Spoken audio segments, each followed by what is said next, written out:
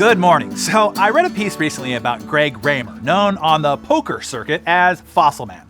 Apparently his hobby is collecting fossils, hence the nickname. He's the guy who wears the holographic reptilian eyes when he plays. Anyway, to those who play poker, he is, I guess, sort of a legend. He overcame a then record field of over 2,500 players to win the 2004 World Series of Poker main event and a $5 million prize. The interviewer asked how he could increase his odds to win a game when there are so many factors that are not in the player's control. Is it skill or is it just plain luck? Or what's the proportion between the two? Fossil Man's answer was not only wise for winning the game of poker, but also wise for winning the game of life and business. He said, a lot of people don't think about luck and skill properly. Most people, he explained, think of luck and skill in any particular endeavor as a zero-sum continuum, a straight line that puts luck on one end and skill on the other.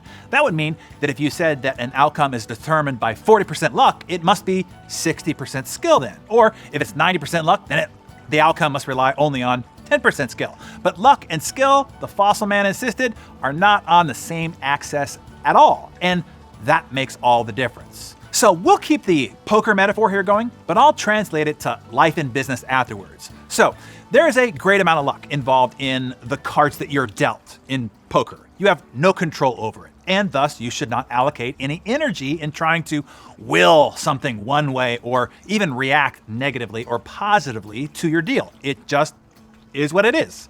Now, there is a great amount of skill in deciding what to do with the cards that you're dealt, and what bets you place in relation to them, and how you conduct yourself at the table.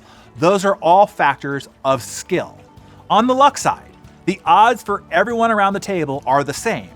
On any given deal, you might be terribly unlucky, and there is nothing that you can do skill-wise to win.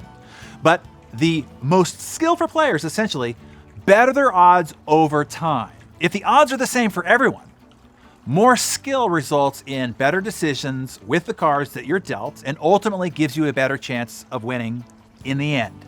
Here's what Fossil Man says. You have to be realistic about how much luck is involved in whatever you're doing. And after that, you kind of ignore it, he says. Then you have to say, what's the smartest decision that I can make now? And ignore the results in the short run because they are irrelevant. There's so much smart wisdom there. Let me translate that to you and me and into the game of life and business. We are all being dealt new hands of cards, not just the ones that you were born with or where you were born or to whom or in what order your birth was or what cards you were dealt with in your childhood.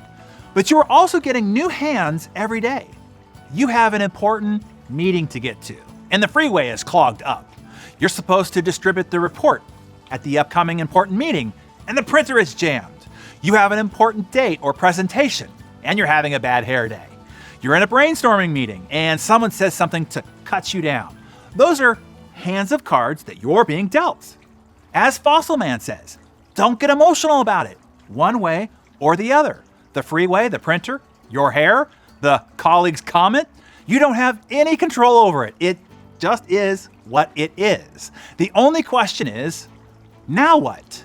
Can you bring your skill to bear and make the most of the hand? Or if there's nothing you can do skill-wise to change the outcome, so you just might as well fold without emotion. That would be resolving yourself to the fact that you can't change the traffic and will be late for the meeting no matter what, so no need to get hysterical and melt down in your car all along the way. You won't have a printed report for the meeting, so no need to go kicking the printer like a lunatic. Your hair is just what it is today, so brighten it with a bigger smile. By the way, a ball cap is not the answer. It's just a dead giveaway, right, Kylie? And not reacting to your colleague's comment in the creative flow of a meeting, maybe later have a private one-on-one conversation, hours later. Here is the second big takeaway from what Fossil Man said. No matter the luck, skillful players will increase their odds, their luck, over time by making better decisions with the cards that you're dealt. That is what ultimately gives you the upper hand in winning. So that means two things to me. A, there is luck, but then there isn't. Yes, the freeway, the printer, your hair day, the colleague's comment, Those you can say were unlucky in the moment. As Fossilman says, ignore the short run. It's irrelevant. But skill applied over time eliminates luck. Over the continuum, it is only the skill that matters. Did you get that? B, it has less to do with skill and everything to do with character.